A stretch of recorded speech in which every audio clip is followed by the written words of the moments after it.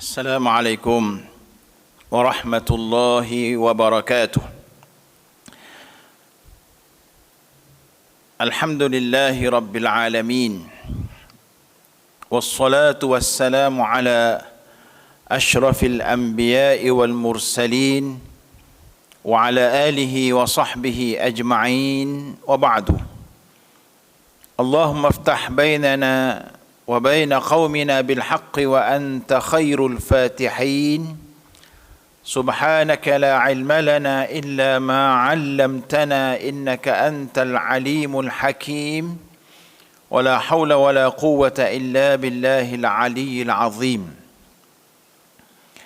Muslimin muslimat yang dirahmati sekalian, alhamdulillah thumma alhamdulillah, syukur setingginya kita panjatkan kehadrat Allah Subhanahu wa taala kerana mempertemukan kita buat kesekian kalinya pada pagi yang berbahagia ini untuk sama-sama kita berkongsi ilmu dan pengalaman, mengingat di antara kita, semoga dengan itu memberi manfaat kepada kita selaku orang-orang yang beriman. Muslimin muslimat yang dirahmati Allah, sebagaimana biasa tiba giliran saya akan membacakan kitab Adab Orang Islam, Adab Orang Islam, dan pada pagi ini kita akan teruskan adab yang ke-9, iaitu adab antara suami dan isteri. Pada pertemuan lalu yang di bulan lepas, saya sudah pun membacakan tajuk ini, dan kita telah sampai kepada perbincangan berkenaan dengan hak-hak isteri, huququ az-zawjah 'ala az-zawj, hak-hak isteri terhadap suami, dan insya-Allah seterusnya kita akan masuk juga sekiranya diberi kesempatan hak-hak suami terhadap isteri, huququ az-zawj 'ala az-zawjah. Saya teruskan untuk sama-sama kita berikan tumpuan dan juga mengambil manfaat daripada perbincangan ini. Kata musannif rahimahullah, adab-adab yang wajib atas suami menunaikan kepada isterinya ialah, yang pertama, bergaul baik dengan isteri kerana perintah Allah dalam firman-Nya yang tersebut dalam Al-Quranul Karim, antaranya ialah wa'ashiruhunna bil ma'ruf, iaitu dengan memberi makan bila dia makan, memberi pakaian yang munasabah bila dia berpakaian, dan mendisiplinkannya bila bimbang penderhakaan dengan cara yang diperintahkan Allah. Wa'ashiruhunna bil ma'ruf, bergaullah dengan mereka, yakni wanita-wanita kamu secara ma'ruf, iaitu kita diwajibkan oleh agama kita untuk pastikan kita beri makan, beri pakaian, disiplinkan isteri dengan apa yang diperintahkan oleh Allah Subhanahu wa taala. Nak disiplinkan isteri bagaimana? Disebut di sini dengan memberi nasihat kepadanya tanpa menggunakan kata-kata makian atau memburukkan pribadinya. Selepas itu, jika si isteri tidak taat kepada suami, bolehlah diambil tindakan, iaitu bolehlah dipukul, tetapi bukan di muka, dan juga pukulan yang tidak menyakiti, iaitu pukulan yang tidak melukakan tubuh badan hingga terkeluar darah. Juga yang tidak mencacatkan anggota tubuh atau menghalang salah satu daripada anggota badannya membuat kerja. Ini disebut oleh Allah Ta'ala dalam suratul Nisa ayat yang ke-34, firman Allah, A'udzubillahi minasyaitonirrajim.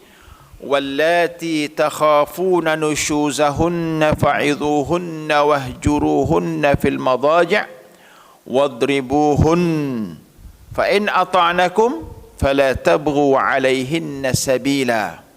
yang bermaksud dan perempuan-perempuan yang kamu bimbang melakukan nusyuz, penderhakaan, maka hendaklah kamu menasihati mereka, dan jika mereka degil, tinggalkanlah, yakni pulaukanlah mereka di tempat tidur, dan kalau mereka masih degil, pukullah dengan pukulan ringan yang bertujuan mengajarnya sahaja. Kemudian jika mereka taat kepadamu, janganlah kamu mencari-cari jalan untuk menyusahkan mereka. Ya. An-Nisa ayat ke-34. Berkenaan dengan ayat ini, syarah dan juga tafsirannya saya telah jelaskan pada pertemuan yang lalu.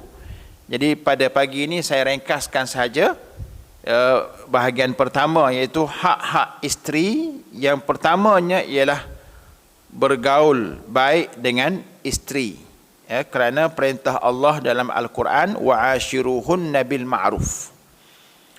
Okey, kita terus masuk kepada hak isteri yang kedua. Hak isteri yang kedua ialah hendaklah si suami mengajar isterinya perkara fardu ain dalam perkara yang tak dapat tidak dalam ajaran Islam. Yang tak dapat tidak ni maknanya mesti. Ya, fardu ain, mesti seorang isteri tahu, ya, perkara tersebut. Maka tanggungjawab suami ataupun hak isteri terhadap suami ialah suami kena mengajar isteri. Sebab tu nak jadi suami kena ada ilmu, ya. Kalau jahil, tak tahu apa satu, kita tak layak untuk membimbing isteri kita, ya, dengan sebaiknya. Sekiranya kita tak mampu, ya, ataupun sekiranya isteri tidak tahu, atau mana tadi, sekiranya isteri tidak tahu, okey, dia habis itu. Sekiranya isteri tak tahu, suami wajib ajar.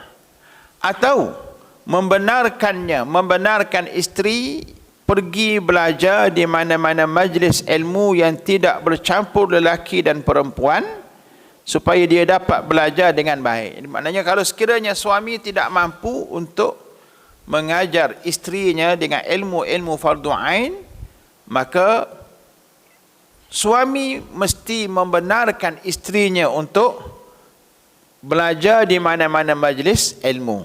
Ya, maknanya kalau boleh kita beri kemudahan kepadanya, kita hantar dia mengaji, ya. Beri kemudahan, beli maknanya kenderaan untuk dia supaya dia boleh belajar. Kerana keperluan isteri bagi menambah pengetahuan agamanya dan membersihkan rohaninya tidak kurang daripada keperluan kepada makan. Jadi isteri kena tahu, kena ada ilmu, ya, kena tambah meningkatkan peribadinya dengan ilmu-ilmu kerohanian. Keperluan ini sama seperti mana keperluan kita kepada makanan, minuman dan pakaian yang semuanya wajib disediakan oleh suami kerana perintah Allah dalam surah At-Tahrim ayat yang ke-6 berbunyi, A'udzubillahi minasyaitonirrajim, ya ayyuhalladzina amanu qu anfusakum wa ahlikum nara. Yang bermaksud, wahai orang-orang yang beriman, peliharalah diri kamu dan ahli kamu, yakni isteri-isteri kamu, daripada api neraka. Jadi tugas kita bukan sekadar beri nafkah, makan, minum, tempat tinggal, pakaian, bahkan kita kena pastikan kerohanian isteri kita ataupun dalamannya dari segi ilmu, dari segi akhlak, ya, dari segi kepribadiannya juga kita bimbing, ya, dengan membenarkan dia untuk belajar sekiranya kita tidak mampu untuk mengajarkannya. Seterusnya, dan sabda Rasulullah sallallahu alaihi wasallam, ala wastausu bin nisa'i khaira fa innama hunna awanun asiratun 'indakum. Hadis muttafaqun alaih, yang bermaksud, ingatlah Dan hendaklah kamu bergaul baik dengan isteri-isteri kamu, kerana sesungguhnya mereka adalah seolah-olah orang tawanan di bawah kuasa kamu. Janganlah menganiayai mereka, dan hendaklah kamu pimpin mereka dengan cara membetulkan amalan-amalan agama mereka, serta memberi ajaran-ajaran yang menjamin kebaikan dan berkekalan dalam kebaikan itu. Ini tugas kita selaku suami terhadap isteri. Ya, kita perlu jaga, kita perlu kontrol, kena kawal isteri kita supaya benar-benar patuh kepada perintah Allah Subhanahu wa taala dan selamat daripada api neraka dengan kita memberikan ilmu kepadanya. Ya.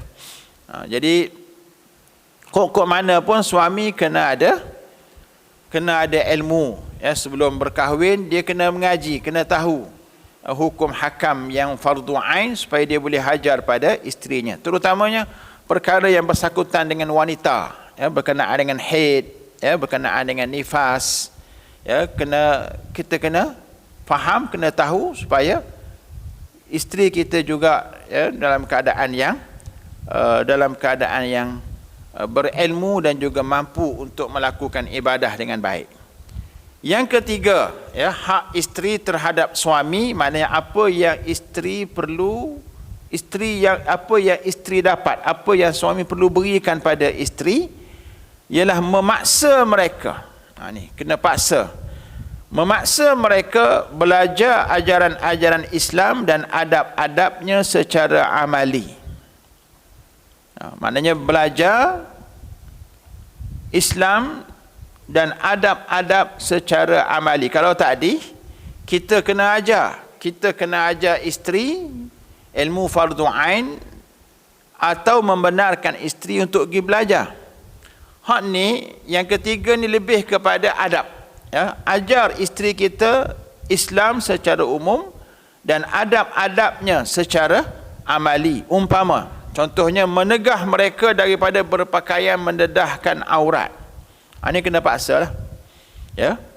Kalau kita berkahwin dengan isteri hak jenis jangok, make up tebal, kena cegah mereka supaya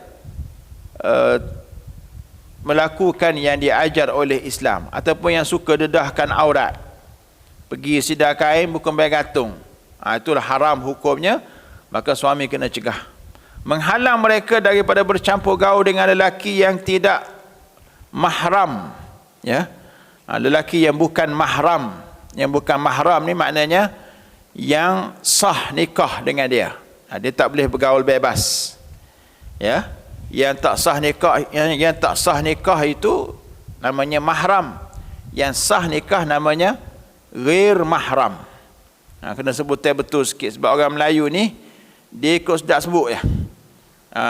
Hak mahram disebut muhrim. Ya. Jadi hak sebenarnya bukan muhrim ya. Kadang-kadang kita tengok TV ustaz-ustazah pun sebut muhrim, bukan muhrim. Muhrim ni orang yang berihram. Ya. Dia bukan maksud orang yang sah nikah. Yang sah nikah ni ialah yang tak sah nikah ni ialah mahram. Ya. Yang tak sah nikah ghair mahram. Jadi orang puan kita, isteri kita, dia tak boleh bergaul dengan orang yang ghair mahram. Ya, yang bukan mahram. Maknanya yang bukan mahram ni yang maknanya yang tidak sah, orang yang sah nikah. Orang sah nikah dengan dia tak boleh bergaul bebas. Hak dia boleh bergaul bebasnya orang yang mahram, hak tak sah nikah, haram nikah dengan dia. Mana waris-waris dia boleh. Lain pada tu tak boleh. Mengawal dan memelihara kehormatan mereka dengan bergaul dengan kawalan yang cukup dan pemeliharaan yang sempurna. Kena kawal. Ya. Tidak membenar langsung mereka melakukan sebarang amalan yang bertentangan dengan ajaran agama dan tata susila Islam atau mengabaikan perintah Allah dan Rasul. Ini tanggungjawab kita selaku suami kepada isteri kita. Ataupun kita mesti mencegah mereka melakukan maksiat. kerana suami adalah bertanggungjawab atas isterinya dan dialah yang diwajibkan memelihara dan menjaga kesucian isterinya sesuai dengan maksud firman Allah Subhanahu wa taala, ar-rijalu qawwamuna 'alan nisa, ya, yang bermaksud lelaki adalah pemimpin pengawal yang bertanggungjawab terhadap kaum wanita. Surah An-Nisa ayat 34. Ini tugas kita. Jangan sampai kita lock isteri kita, dedahkan aurat, make up tebal-tebal, pakai pakaian yang menjolok mata, bergaul bebas dengan orang asing. Kalau berlaku begitu, maka kita yang tanggung dosa sebagai seorang suami, ya. Bimbang takut kita termasuk dalam golongan ad-dayyus, golongan yang dayus, dengan tidak mengawal isteri kita daripada melakukan perkara-perkara tersebut. Dan sabda Rasulullah sallallahu alaihi wasallam lagi, ar-rajulu ra'in fi ahlihi wa huwa mas'ulun 'an ra'iyatihi. Ya, hadis muttafaqun alaih yang bermaksud suami adalah bertanggungjawab mengawal isterinya dan akan disoal mengenai isterinya itu di hari akhirat nanti. Itu tanggungjawab kita selaku suami. Yang keempat, kalau suami mempunyai beberapa orang isteri, ni hak poligami lah. Ya, poligami ni kalau kita di Malaysia ni dianggap asing, ya, dianggap pelik. Tetapi kalau kita baca sirah di zaman Rasulullah sallallahu alaihi wasallam dan juga di awal Islam, poligami ni biasa. Poligami ni satu perkara yang biasa. Kita sekarang aja di Malaysia, sebab mungkin adat kita, budaya kita ni, bila tengok orang nikah lebih pada seorang, pelik. Padahal benda tersebut disyariatkan, ya, dibenarkan, dan di zaman Nabi dia biasa. Ya, saya pernah singgah di sebuah masjid, ya, di Kuala Lumpur sana, berjumpa dengan seorang yang belajar peringkat PhD di UIA. Dia daripada Nigeria. Umurnya muda pada saya lagi. Lepas sembahyang subuh, saya tengok dia duduk saja, nak tunggu cerah kali. Saya pun tegur dia, apa khabar? Dia boleh kasih Arab. Kita pun cakap Arab, cakap dengan dia. Tanyalah, ta'aruf dengan dia berapa orang anak, berapa orang isteri. Dia pun, bila saya tanya bab isteri, dia kata dia ada 4 orang. Umur muda pada kita.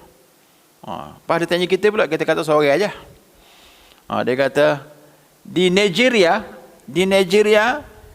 kalau nikah seorang tu dia kira, ya, pelik. Ya, dia kira lelaki tu tidak gagah. Dan dia cerita lagi bagaimana dia, isteri pertama berusaha untuk cari isteri yang kedua. Isteri yang kedua berusaha untuk cari isteri yang ketiga. Demikianlah seterusnya, kerana isteri-isteri di Nigeria ni dia bangga bila suaminya kahwin lebih pada seorang. Apatah lagi kahwin 4, dia bangga dengan keadaan suami dia. Itu budaya di sana lah.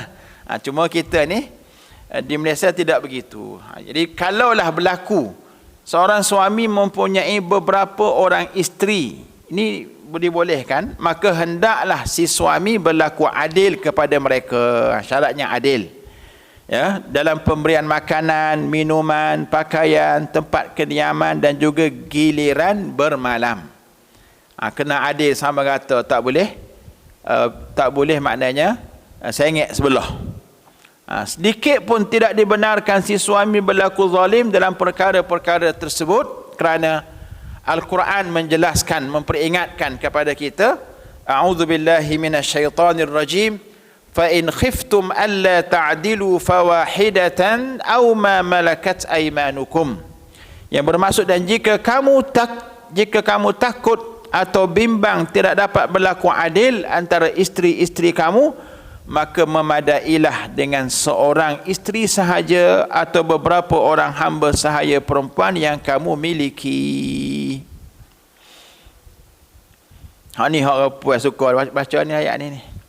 Orang puas dia madu, hak paling pahitnya hak ni.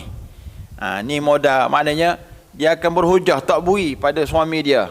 Ada baca ayat ni, fa in khiftum alla ta'dilu fawahidatan aw ma malakat aymanukum. Tak apalah, saya malah balah bab tu. Terpulang pada tuan-tuan. Kalau mampu yakin sungguh silakan. Kalau tak rasa tak mampu, tak apalah, memandai dengan isteri yang dah ada. Juga kita lihat Rasulullah sallallahu alaihi wasallam telah berpesan supaya berbuat baik terhadap isteri, dan dengan sabdanya, khairukum khairukum li ahli wa ana khairukum li ahli. Ya, hadis rawahu Tabarani dengan sanad yang baik. Sebaik-baik orang, sebaik-baik kamu adalah yang melakukan kebaikan terhadap istrinya, dan aku, kata Rasulullah sallallahu alaihi wasallam, adalah sebaik-baik orang antara kamu terhadap isteriku. Ya. Mana sebaik-baik kita ialah orang yang berlaku baik. Khairukum li ahli, yang layan isteri dengan baik, yang tidak berkasar, yang tidak buat satu perkara-perkara yang menyakitkan isteri, baik sakit fizikal ataupun sakit rohani. Ya, dia layan molek isteri dia sebagaimana Nabi sallallahu alaihi wasallam melayan isteri-isterinya dengan baik. Ya, Nabi contoh kepada kita. Dan yang kelima, ya, hak isteri yang kelima terhadap suami, hendaknya janganlah ada sebarang rahsia isteri dihebohkan oleh suami kepada orang. Ya. Suami kena simpan rahsia isteri. Jangan menyebut keaibannya kepada orang. Perkara-perkara yang aib pada isteri kita jangan duk cerita ke orang, kerana si suami adalah pemegang rahsia isteri. Walaupun kita dah bercerai sekalipun, ya, bila bercerai kita diharamkan untuk menceritakan keaiban isteri kita. Ya, kalau ditanya pasal apa, cegah, mudah je, tak ada jodoh, tu ya. Tak usah duk ceritalah muka macam-macam tu. Takut kita mendedahkan aib dia. Kan? Orang Melayu kita maknanya penuh dengan adab dan juga kesopanan. Biasa kita dengar kan, berapa cerahnya? Jodoh tak panjang. Cukuplah. Ya, kalau cerita macam-macam agak, dia jadi kita mendedahkan rahsia pasangan kita. Ya. Dan dituntut supaya memelihara isterinya dan mempertahankan kehormatannya. Ya, pelihara kehormatan isteri, ya, pastikan tidak didedahkan segala bentuk keaiban. Sabda Rasulullah sallallahu alaihi wasallam, inna min syarrin nasi 'indallahi manzilatan yaumal qiyamah ar-rajulu yafdi ila imra'atihi wa tufdi ilaihi thumma yanshuru sirraha. Hadis rawahu Muslim. Artinya orang yang paling jahat, yakni rendah kedudukannya di sisi Allah pada hari kiamat nanti ialah orang lelaki yang bergaul rapat dengan isterinya dan saling beri-memberi kehendak masing-masing. Kemudian si suami menghebohkan rahsia isterinya kepada orang lain. Ini seburuk-buruk orang lelaki. Ya. Inna syarran nasi 'indallahi manzilatan yaumal qiyamah, sejahat-jahat manusia di sisi Allah dari segi martabatnya pada hari kiamat ialah lelaki yang bersama dengan isterinya bergaul, tiba-tiba yanshuru sirraha, ya, dia menyebarkan rahsia, ya, isterinya, cerita-cerita rahsia tentang isterinya pada orang. Tak perlu sebarlah, tak perlu maknanya kita cerita pada orang. Kita dengan isteri kita sahaja. Dah. Ini akhlak ataupun hak yang perlu kita berikan pada isteri. Kemudian muslimin muslimat yang dirahmati Allah sekalian, yang seterusnya, huququ az-zawj 'ala az-zawjah. Hak tadi apa yang suami perlu beri pada isteri, ada 5 perkara. Ya, saya sebut satu persatu dah tadi. Ya, secara ringkasnya saya ulang balik, iaitu kita kena bergaul dengan isteri kita dengan baik, wa ashiruhunna bil ma'ruf. Ya. Yang kedua, suami mesti mengajar isteri fardu ain. Kalau tak mampu, benarkan isteri untuk pergi belajar. Yang ketiga, kita selaku suami pastikan isteri kita melaksanakan ajaran Islam dan adab-adabnya. Pastikan isteri kita tidak melakukan maksiat seperti mendedahkan aurat, ya, bertabarruj secara melampau, ya, ataupun bergaul dengan lelaki yang halal nikah dengannya secara bebas. Itu adalah tanggungjawab kita. Yang keempat, kalau suami itu berpoligami, pastikan adil terhadap isteri-isterinya. Dan yang kelima, jangan mendedahkan, ya, rahsia isteri kepada orang lain. Itu 5 hak isteri terhadap suami. Okey, kemudian yang seterusnya kita akan lihat pula apakah hak suami terhadap isteri, huququz zauj ala zaujah. Yang pertama, ini perhati molek muslimat lah, terutama isteri-isteri muslimat, perhati molek. Ni tugas kita, tanggungjawab kita terhadap tok laki kita ataupun suami kita. Yang pertama, mentaati suami dalam sebarang perkara yang tidak merupakan maksiat kepada Allah Subhanahu wa taala. Kena taat pada suami dalam perkara yang tidak maksiat. Allah Subhanahu wa taala berfirman, fa in ata'nakum fala tabghu 'alaihinna sabila. Jika isteri-isteri kamu telah mentaati kamu, maka janganlah kamu mencari jalan untuk menyusahkan mereka. An-Nisa ayat 34. Dan Rasulullah sallallahu alaihi wasallam telah bersabda, "Idza da'a ar-rajulu imra'atahu ila firashih falam ta'tihi fabata ghadbana 'alayha la'anatha al-malaikatu hatta tusbiha." Muttafaqun alaih. Ya, hadis sahih.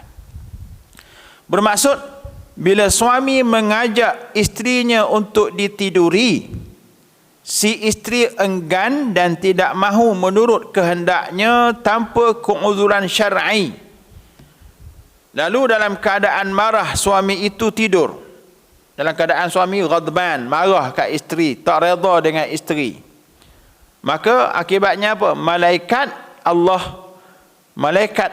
Allah melaknat si isteri hinggalah ke pagi. Bayangkan kalau kita dilaknat oleh para malaikat, bagaimanakah kehidupan kita? Jadi nak pastikan kehidupan kita baik, berkat, tenang, ya, taatlah pada suami, layanlah suami sebaik-baiknya, ya. Banyaklah contoh-contoh dalam sirah bagaimana digambarkan para sahabiyah, ya, melayan suami mereka dengan baik, sampai ke peringkat anak dah mati dah, suami balik dalam keadaan tak tahu cerita, anak mati ke hidup, anak mati dia boleh lagi bersama dengan isterinya. Ini kisah masyhur, ya. Kemudian dah habis, lepas bersama baru dia cerita, anak kita tak ada dah, mati dah. Lalu suami ni tak puas hati dengan isteri pula, kita tak cerita, padahal dah bersama dah. Pagi tu pergi kat Nabi royak, dia kata isteri aku ni tak royak pada aku, anak aku meninggal dah, anak aku mati dah, padahal kami sempat bersama lagi malam tadi. Nabi kata, hak tu hak bagusnya. Nak royaknya bahawa layanan isteri pada suami sampai dia tak cerita tentang keburukan, tentang keadaan-keadaan yang menyebabkan suami dia runsing, lepas bersama baru dia cerita. Sama juga kalau isteri katakan beras habis di rumah, ya, suami balik letih, adalah makanan sikit sebanyak, jangan duk cerita lagi bab beras tak ada tu. Layan dulu suami, lepas pada tu esok tu baru cerita. Jangan kita menyusahkan fikiran suami, menserabutkan fikiran suami dengan keadaan-keadaan yang ada di rumah. Biar kita tenangkan dia, layan dia dengan baik, lepas itulah selesai masalah baru cerita. Okey, itu isteri yang bijaklah. Kemudian Rasulullah sallallahu alaihi wasallam pernah bersabda, "Lau kuntu amiran ahadan ay yasjuda li ahadin la amartu al-mar'ata an tasjuda li zawjiha. Hadis rawahu Abu Daud wal Hakim wa Tirmidzi.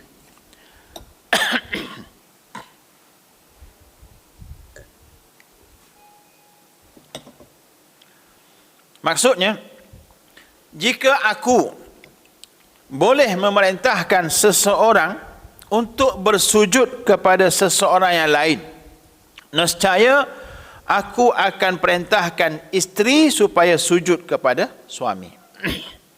Nak bagi tahu martabat suami di sisi seorang isteri. Maknanya, kalau Nabi kata, kalau aku diperintahkan boleh suruh orang sujud pada orang, maka hak pertama yang aku akan suruh ialah isteri kena sujud pada suami. Tapi kena faham hadis ni, Nabi tak diarahkan demikian. Faham tak? Nabi tak diarahkan supaya suruh manusia sujud pada manusia. Nabi diarahkan supaya suruh manusia sujud kepada Allah. Cuma Nabi kata lau ni sekiranya kuntu amiran ahadan ay yasjuda li ahadan, kalau aku ni boleh suruh orang sujud pada orang, maka hak pertama aku akan suruh ialah isteri kena sujud pada suami. Tapi aku tak disuruh buat lagu tu. Nak royak ke apa? Pentingnya kita taat pada suami. Mana isteri pentingnya taat pada suami. Okey, itu yang pertama. Yang kedua, hak suami atas isterinya memelihara kehormatan suami. Mana isteri kena pelihara kehormatan suami. Jaga kehormatan diri kerana kehormatan isteri itu hak suami. Itu yang pertama. Itu hak bicara tadi. Dan memelihara hartanya. Ya, isteri dia kena jaga kehormatan diri dia. Ya. Kemudian dia kena pelihara harta suaminya. Pelihara anak-anaknya, anak suami lah. Dengan anaknya bersama suami dan segala urusan rumahnya. Kena jaga kehormatan tu.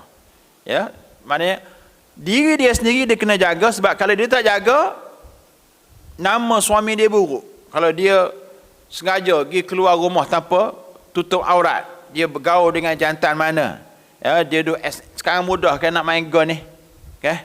Ada apa nama, grup WhatsApp bekas-bekas pelajar sekolah mana dulu, universiti mana-mana, duk catch up kira, duduk ber-WhatsApp dengan lelaki lain dalam keadaan yang bebas, ya. Kadang-kadang WhatsApp saya tak apa, dia buat apa, dia video call pula dah. Catch up dengan lelaki lain. Dia tak pergi jumpa, dia pakai gun ni je.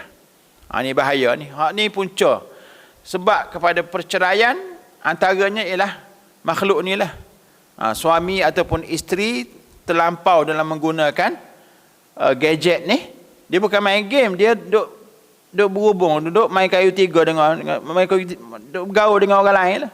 Bukan suami dia, menyebabkan suami akhirnya jealous, lah bercerai habis rumah tangga. Na'udzubillahi min zalik. Jadi isteri kena jaga, kena jaga, moga-moga lagu ni.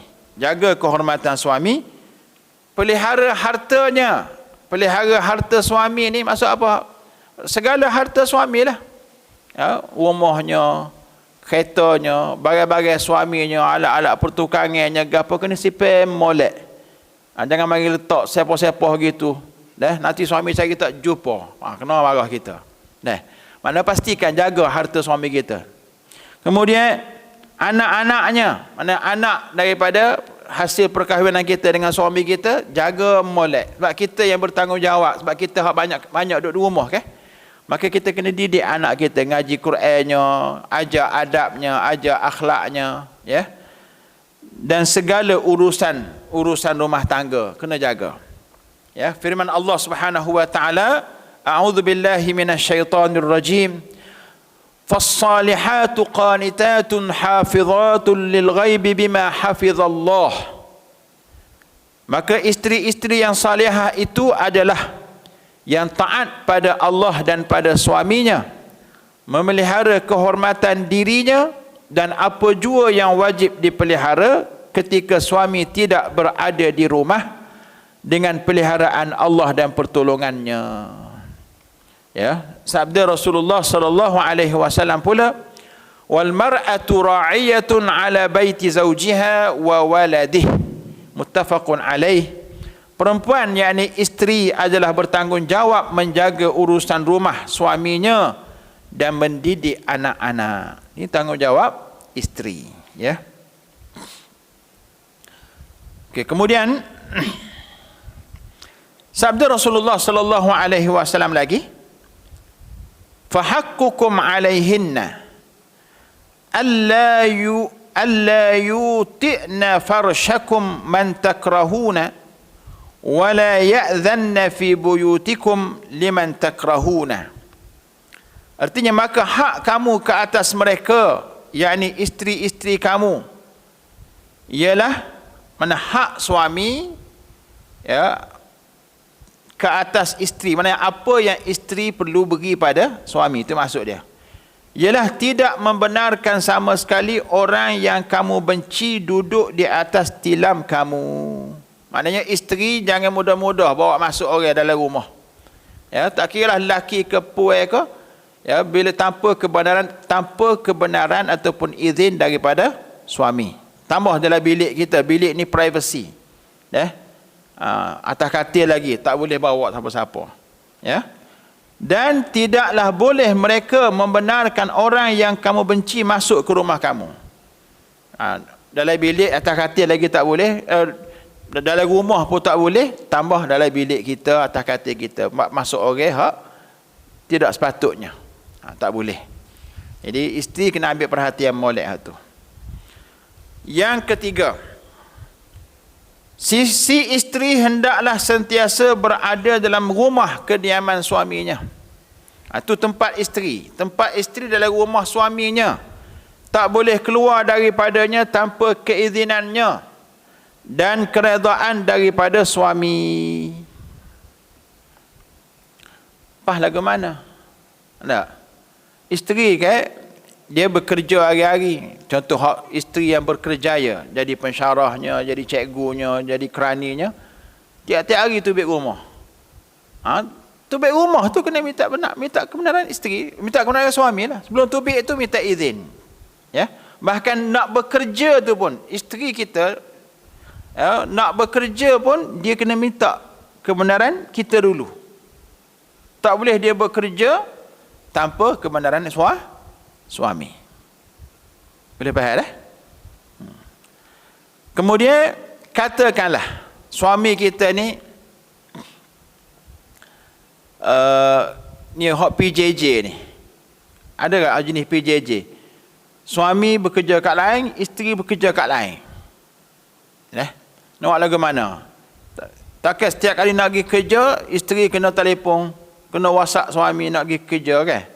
Hak tu pada pandangan saya dan juga pandangan ulama-ulama lain, kalau boleh isteri ni dia beritahu hari-hari tu comel. Tapi kalau tak mampu, dia royak pada suami dia, sepanjang ketiadaan awak ni saya ada urusan bagian-bagian, minta izinkan. Kalau diizin tak apa. Ya, tapi dengan syarat kita menjaga kehormatan, jaga aurat, jaga pergaulan, jangan kita terlepas daripada akhlak ataupun apa yang ditentukan oleh agama kita. Kena jaga modal. Dan hendaklah sentiasa merendahkan matanya serta merendahkan suaranya di hadapan suami. Depan suami kita kena perendah diri kita. Ya. Perendah diri kita, suara pun kena perendah. Perendah mata ni maknanya kita kena tunduk, dalam arti kata bersifat rendah diri pada suami. Tak boleh membuat perkara yang suami tak benarkan. Ya, isteri ya. Tidak boleh menyebut kata-kata kesat dan kotor di hadapan suami, dan hendaklah sentiasa membuat hubungan baik dengan kaum kerabat sebelah suami.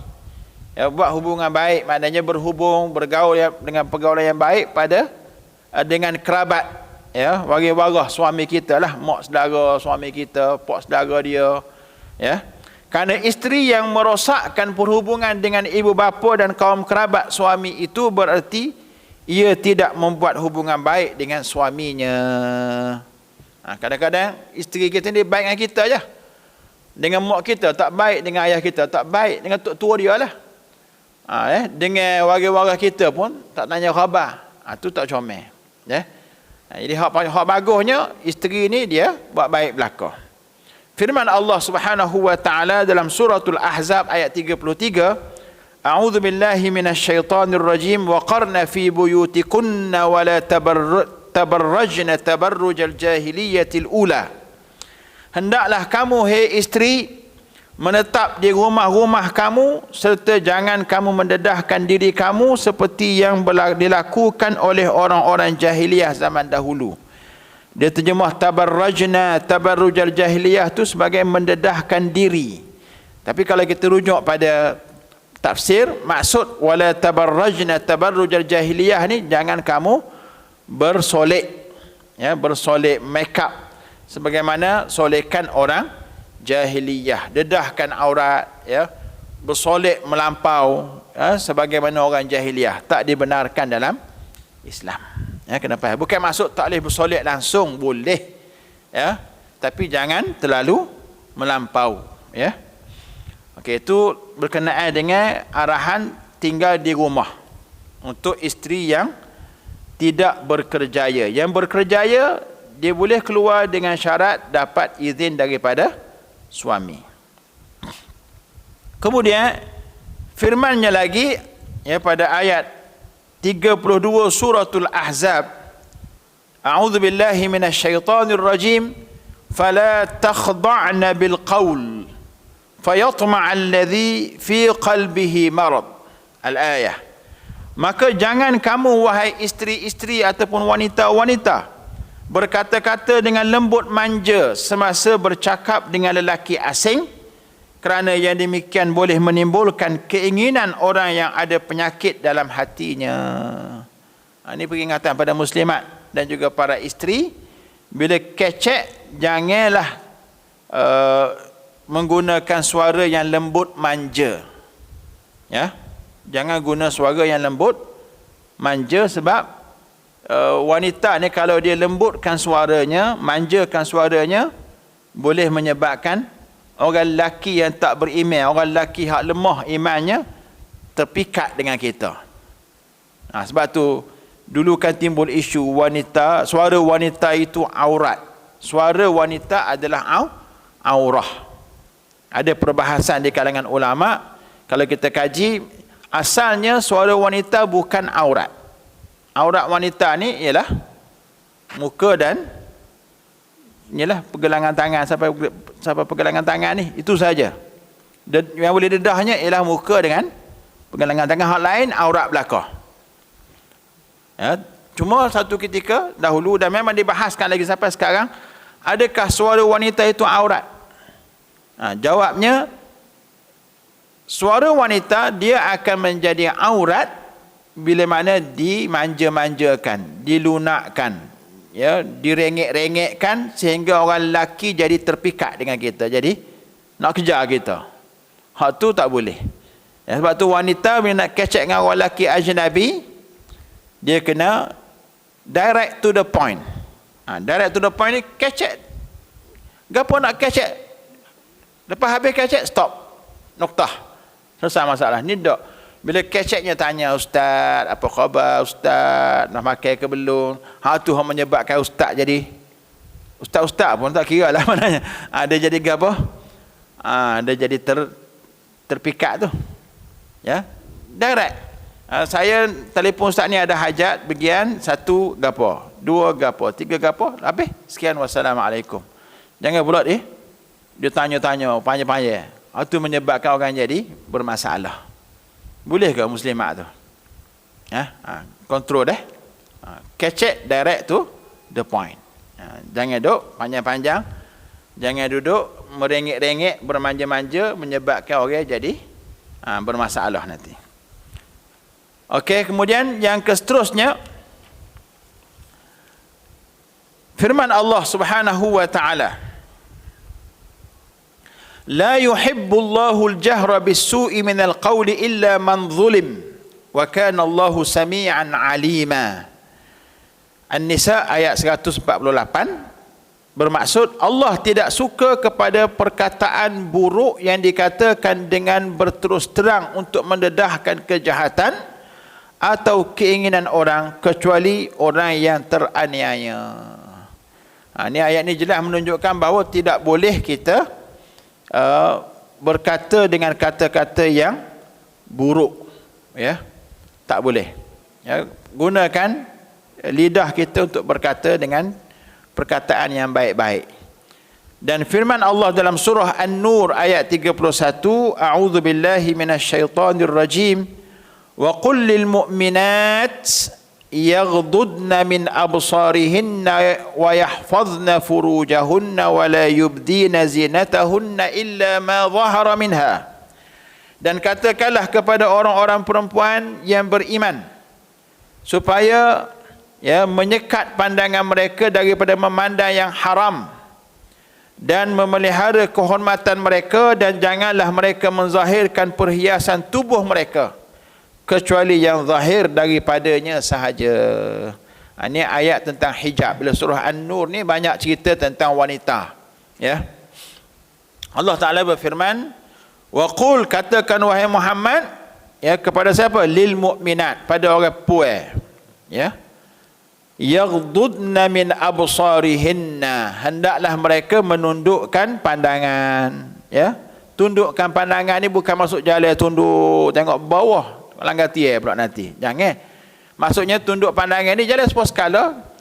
Kalau berselisih dengan orang lelaki, maknanya jangan tengoklah, pandai ke lain, dah.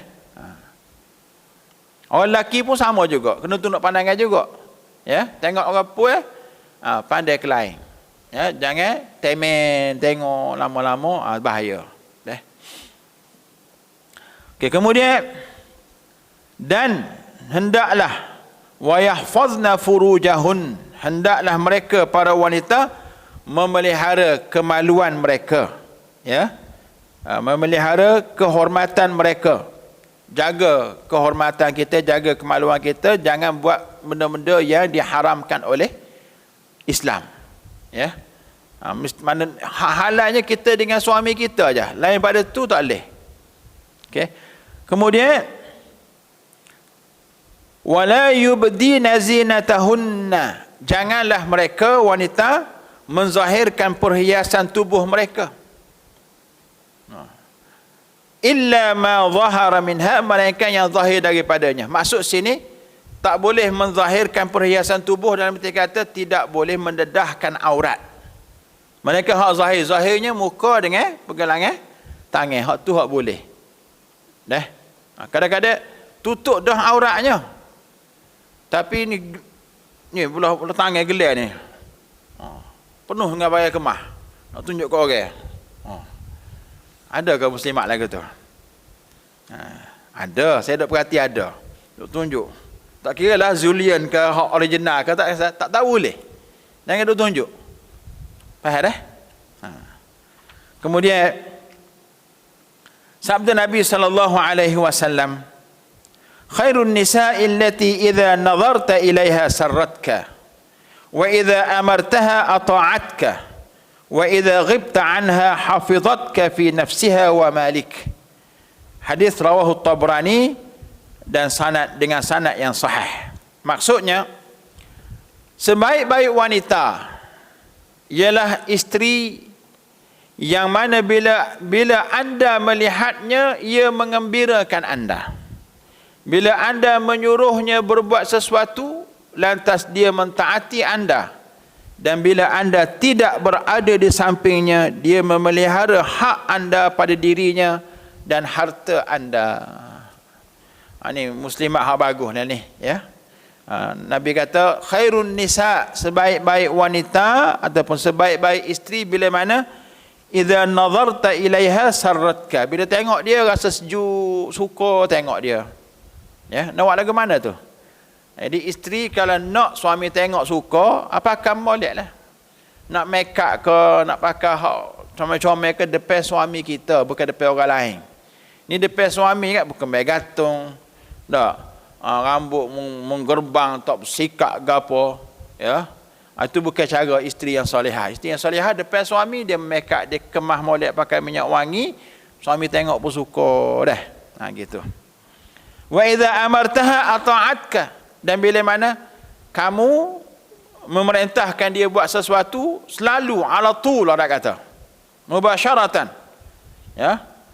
Buat kopi selalu buat kopi selalu. Siap. Sekarang ni macam-macam alat dah ada. Tak perlu masak air dah. Pakai kowe, tak kowe, alkohol apa semua, panas siap dah. Buat selalu ala tul. Ya, kopi pun ada hak segera dah. Ya, hak paket tu. Ya, demikian juga hak lain-lain, nak dia perintah apa pun kita terus patuh kepadanya. Wa idza ghibta anha hafizatka fi nafsiha wa malika. Ya, dan juga kalau kita tak ada, dia pelihara kehormatan dia, dan juga dia pelihara harta kita, harta suaminya dengan baik. Itu wanita yang salihah ataupun isteri yang baik. Sabda Rasulullah sallallahu alaihi wasallam lagi, la tamna'u ima Allahi masajid Allah, wa idza ista'dhanat imra'atu ahadikum ila al-masjidi fala yamna'ha. Hadis rawahu Muslim. Jangan kamu menegah perempuan-perempuan hamba Allah, yakni isteri-isteri kamu, daripada mendatangi masjid-masjid dengan tujuan hendak beribadah, sembahyang berjemaah dan belajar agama. Dan apabila isteri salah seorang daripada kamu minta izin untuk ke masjid, maka janganlah kamu melarangnya. Ya, jangan ditahan. Di sini menyatakan, hadis ini menyatakan kepada kita bahawa kalau isteri nak buat ibadah setelah mohon izin daripada suami untuk pergi ke masjid, maka benarkanlah. Ya. Demikian juga hadis lain menyebut, i'zanu lin-nisa'i bil-laili ila al-masjid. Hadis rawahu Muslim, Ahmad wa Abu Dawud wa Tirmizi. Benarkanlah wanita yang hendak ke masjid pada sebelah malam. Ya. I'zanu lin-nisa'i bil-laili ila al-masjid. Benarkan wanita untuk ke masjid pada sebelah malam. Jadi cuma kita kena perhatikan kenyataan ini ataupun hadis ini dengan situasi yang ada pada zaman dulu dengan zaman sekarang. Zaman dulu pun dalam keadaan tidak seperti zaman sekarang, Nabi suruh benarkan sekiranya tak mendatangkan apa-apa fitnah. Maka apatah lagi zaman sekarang, banyak kemudahan yang ada pada kita yang membolehkan kita untuk mengizinkan isteri kita pergi ke masjid. Ya, sebab di antara kelebihan yang biasa kita dengar bila mana kita berada di masjid ialah, ya, di samping kita solat berjemaah pahala berganda, kita juga akan dapat ilmu dengan pengajian-pengajian di masjid. Ya. Antara lain hadis yang selalu juga saya baca di sini ialah hadis berkenaan dengan menghadiri majlis ilmu. Nabi SAW pernah bersabda, wa majtama'a qaumun fi baitin min baitillah yatluna kitab Allah wa yatadarasunahu bainahum illa nazalat alaihimus illa tidaklah berhimpun, wa majtama'a qaumun fi baitin min buyutillah, tidaklah berhimpun satu kaum di satu rumah daripada rumah-rumah Allah, mereka itu yatluna kitab Allah, membaca kitab Allah, wa yatadarasunahu bainahum, dan mereka mentadaruskan kitab Allah sesama mereka, illa nazalat alaihimus sakinah, melainkan turun atas mereka itu sakinah, wa ghashiyatuhumur rahmah, meliputi mereka itu rahmat, wa haffathumul malaikah, malaikat mengurumuni mereka, wa dzakarahumullahu fi man indah, dan Allah menyebut-nyebut nama mereka yang hadir, ya, dalam majlis ilmu tadi di sisi para malaikatnya. Banyak kelebihan yang kita dapat.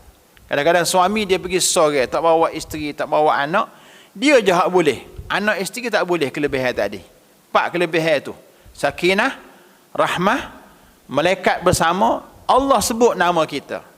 Bila dapat 4 perkara ni, saya jamin insya-Allah, ya, kita optimis, kita jadi baik, isteri kita baik, anak-anak kita hak hadir sekali kita pun baik retak.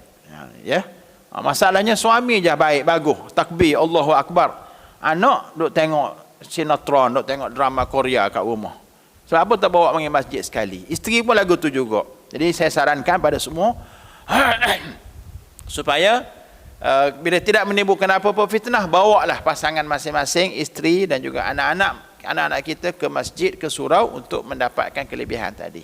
Muslimin muslimat yang dirahmati Allah, selesai sudah adab yang ke-9, iaitu bagaimana kita beradab antara suami dan juga isteri, ya. InsyaAllah akan datang kita akan masuk tajuk adab-adab terhadap kaum kerabat pula, insyaAllah. Wallahu ta'ala a'lam. Wassalamualaikum warahmatullahi wabarakatuh.